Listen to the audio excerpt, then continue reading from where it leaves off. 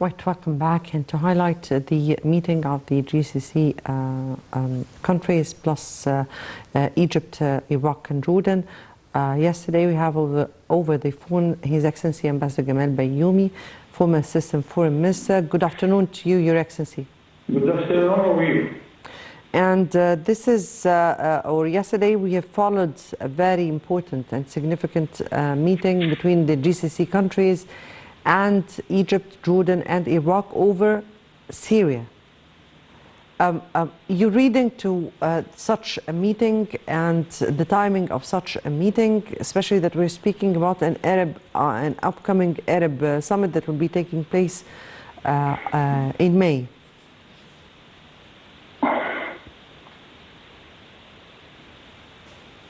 Hello? I barely hear you. Yeah. Anyway, let me say that we are watching recently a continuous movement between Arab countries in order to consult each other to build an Arab position towards all the problems we are facing, whether it is on the international level or regional or bilateral. And here now we are talking especially about Syria. In my generation, when I was the first time to join the Egyptian diplomacy, that was the time of the United Arab Republic between Egypt and Syria, and I still hold this passport. So I feel that Syria is part of us, Egypt is part of this unity. Now Syria, because of its internal problems, and it's divided among parties and tribes, there is a sort of internal fight among those tribes. This is bad, but the worst thing that each side is trying to find support from foreign forces, and now in order to solve the problem, each side will depend on the foreign force to solve his problem. This is not good. So the idea now is that the Arab countries are trying to move in order to bring back Syria to its place in the Arab League, to encourage Libya to be united, encourage Syria to be a united Syria. And I think we are making good move there. Very soon we shall see ambassadors in Cairo and Damascus and Riyadh. And I hope that the Saudi Arabia took the decision already that it will invite President Bashar al-Assad to the Arab Summit in May, which will take place in Saudi Arabia in the coming months. Yes. So this is good news, but not enough. I hope that we continue these efforts in order to have Syria or Libya or Yemen under one flag in each country. And this is not an easy task, but we are moving slowly but surely, and we are making many steps, many successful steps in those fields. Your Excellency, those meetings come after 12 years of suspension to Syria from the Arab League, and they come at the back of some of the most important discussions that took place during the past period to prepare the situation for Syria. Let me read how matters unfold for Syria up till this minute, and what is needed at this upcoming stage. At this minute, I feel that we are moving towards a sort of good settlement for the problem in Syria. And if we succeed to bring all the Syrian parties in one table, and I think Egypt can do that because Egypt is the most acceptable face all over the Arab world, especially in Syria. We have long experience with all the parties in Syria, and I hope that we can bring all of them, because the real problem is the division among the Syrian parties. Then we must bring Syria to its place in the Arab League, especially the Arab League summit, which will take place next month. So we are working on all these dimensions, but the whole problem is totally depends on what the Syrians are going to agree among themselves. We hope to do that. We hope to reach a point where we have one Syrian government, one Syrian flag. Then Syria will be really benefit from this, and it will deserve to restore its seat in the Arab League summit, which will take place next month. Your Excellency, there has been some consultative meetings right before the Jeddah summit, and the Syrian foreign minister has been to Saudi Arabia, and where he met with the Saudi foreign minister, Prince Faisal bin Farhan.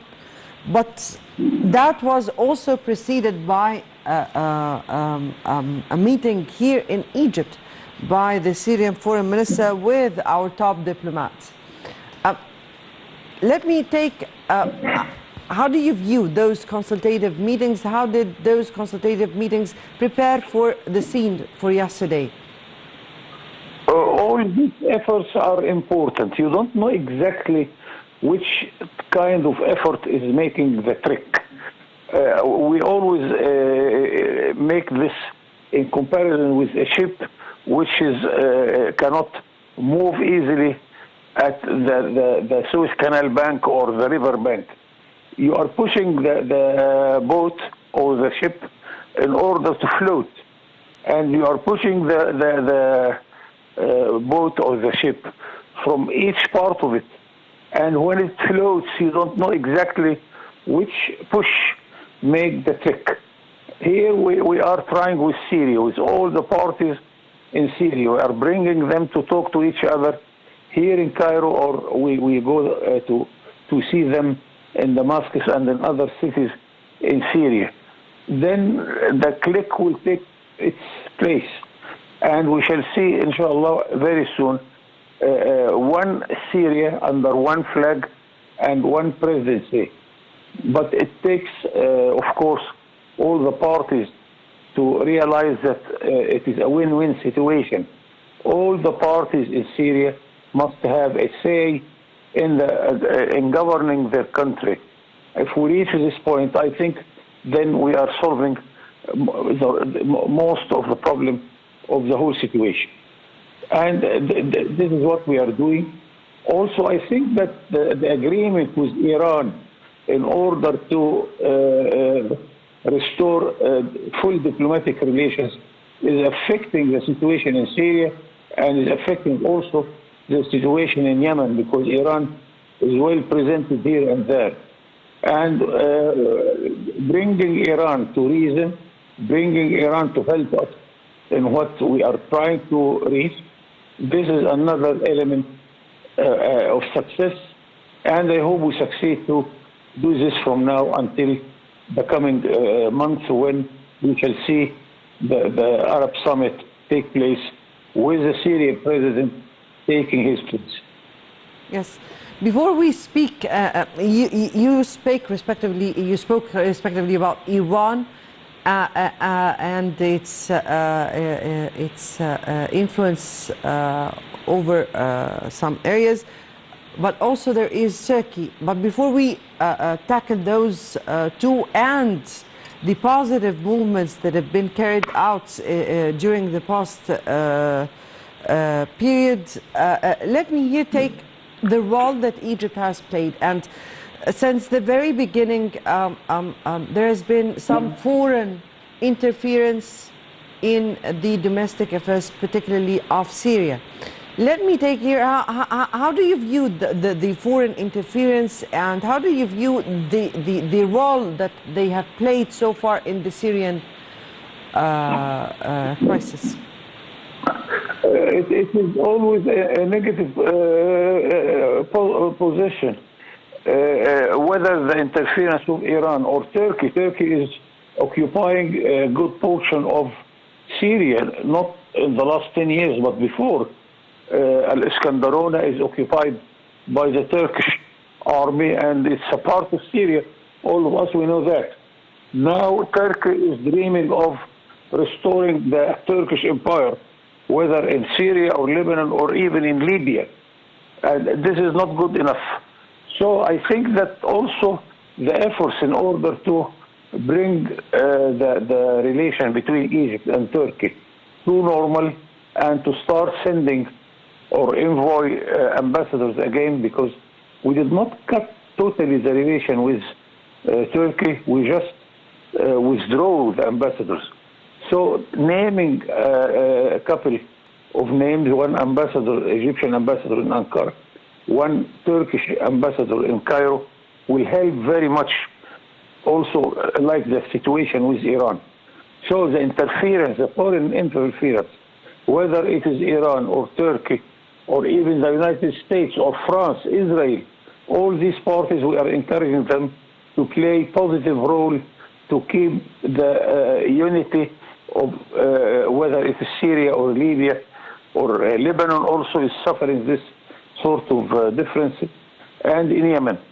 So it is, as I said. Yes, Your Excellency, I was speaking about the international community. Now, the international community represented in world bodies and their interference in some of the Arab countries' affairs, particularly Syria, and what was the response of the interference of or the foreign or the world communities or world bodies, as they are said, into the crisis, and how this or how the Syrian crisis unfolded after their interference? The international community also is playing an important role. And sometimes it is good and sometimes it's not that good. But if we as the Arabs cannot convince all the parties in Syria or Lebanon to come together, maybe they can listen to the international body, whether it is the United Nations, and of course the position of the United Nations will be taken seriously as a sort of a force which can help everybody. It's not biased to this party or the other party. So it is a sort of complementary efforts, whether it is on the level of the Arab League, on the level of the United Nations, and even on the bilateral level, whether it is the Saudi Arabia or Egypt or United Arab Emirates. All of us, we are trying to do the same thing in order to bring all these brotherly countries to reason and to unity, and to stop fighting each other in their countries. Movements that took place at the beginning of this year, at the beginning of this year, or since the beginning of this year, we have seen movements taking place between countries who are very important to the scene in Syria. And we've been seeing some movements between, or the return of relations between Saudi Arabia and Iran from one side, some a dialogue or a positive dialogue between Egypt and Turkey on the other side. How do you view such talks, and how do they lead to towards the solution of many problems in the region? Every part of those efforts is important, and one is completing the other. And we expect that after all, we have a sort of coordination between the 6 Gulf states and Egypt, Jordan, and Iraq, in order to build an Arab coordinated position in many fields, we practice this successfully. When the American president came to us with his initiative to ask the Arab world to build a sort of pact or a sort of NATO against Iran. And the Egyptian position was very clear. We said Iran is not the enemy. The enemy is the one who is occupied our lands and treating our citizens in Palestine in a wrong way. And that was a good, successful effort, made the American president withdraw with his initiative. And now he is not talking about a pact against Iran, but he started to talk about the two-state solution in Palestine. This is a story of success there.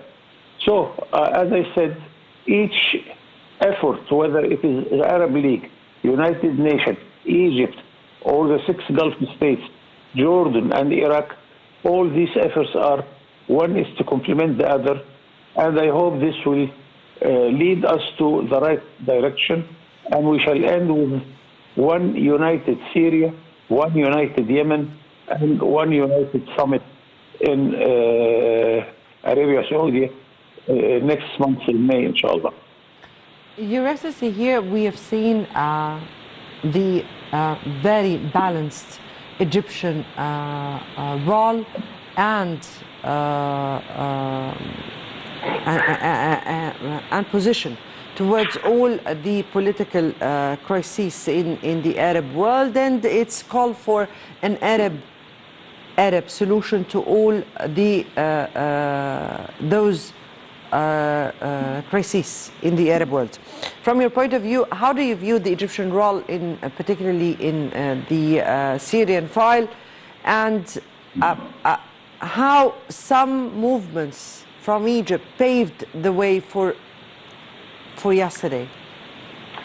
I must say that I am so proud of our diplomacy. It's not a recent diplomacy, it is a diplomacy which we have a written history 2,000 years before Christ. And I can give you plenty of examples. When Egypt says something, all those who were indifferent with us, they followed our policy 50 years later. Take our relations with China, which was rejected by United States and the European parties. They established with China the strongest relation now. Take our position in the peace process, which was refused by the Arab world. Now all the Arab world is trying to get half of Egypt gets in our process. And many examples there. That Egypt policy is the most acceptable policy because Egypt simply is the most acceptable face all over the Arab world. Sameh Shukri, a couple of days ago, said that we are hosting 9 million Arabs in our country because whenever a Syrian cannot find a place, a safe place to live, he comes to Egypt. This applies to the Palestinians, to the Lebanese, to the Libyans, and to the Yemenis. So Egypt is well presented. Egypt is well accepted, and we are looked at as a power which has no special or no policy against anybody. We are serving all the parties in the Arab world, and in the same country like Syria or like Libya. The Libyans are taking some meetings in Cairo in order to bring their country to unity again. And by the way, although I am optimistic, but the situation is not that simple. It is very difficult in order to come back to one united country, whether in Syria, Yemen, Libya, Sudan. All these countries need our help.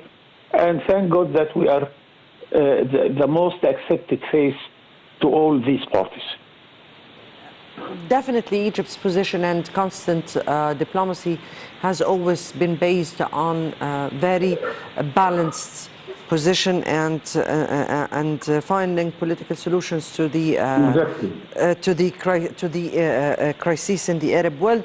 From your point of view, what is needed for a comeback, for a strong comeback of Syria at this upcoming stage?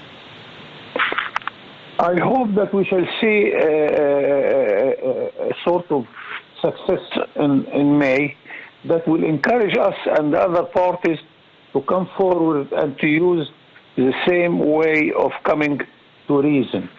If we succeed with Syria and Syria will take its place in the coming summit, this will encourage immediately the Lebanese or the Libyans to take the same way with the help of Egypt and the Gulf states and Jordan and Iraq. So one step of success is a sort of encouragement to other parties in order to see that this sort of success, it deserves that we repeat it in all other problems which we are facing in the Arab world. Indeed, hopefully, and remains to be seen what will be coming at this upcoming stage. Your Excellency, Gamal Bayoumi, Ambassador Gamal Bayoumi, former Assistant Foreign Minister, thank you so much for being with us over the phone here. And definitely, Syria has been and will always be part of the Arab world, and hopefully that would be unfold at this upcoming stage. Hopefully also Sudanese parties in Sudan would come to reason and prioritize the interests of their homeland.